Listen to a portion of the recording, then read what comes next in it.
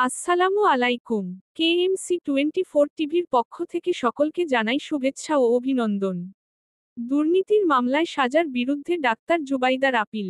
দুর্নীতি মামলায় ৩ বছরের সাজার বিরুদ্ধে হাইকোর্টে আপিল করেছেন তারেক রহমানের স্ত্রী ডাক্তার জুবাইদা রহমান। আপিলের জন্য ডাক্তার জুবাইদাকে ৫৮৭ দিনের বিলম্ব জোনা করেছেন হাইকোর্ট।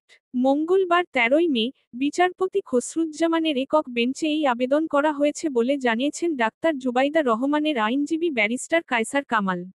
এর আগে ২০২৩ সালের আগস্টে জ্ঞাত আয়বহির্ভূত সম্পদ অর্জনে বিএনপির ভারপ্রাপ্ত চেয়ারম্যান তারেক রহমানের ৯ বছর ও তার স্ত্রী ডাক্তার উ.কার বাইদা রহমানের ৩ বছরের কারাদণ্ড দিয়েছিলেন আদালত। জ্ঞাত আয় বহির্ভূত সম্পদ অর্জনের অভিযোগে ২০০৭ সালের ২৬শে সেপ্টেম্বর রাজধানীর কাফরুল থানায় মামলাটি করে দুদক। নিয়মিত আপডেট সংবাদ শুনতে আমাদের চ্যানেলটি সাবস্ক্রাইব করুন। আমাদের চ্যানেলে প্রতিনিয়ত সামাজিক ভিডিও আপলোড করা হয়। ধন্যবাদ।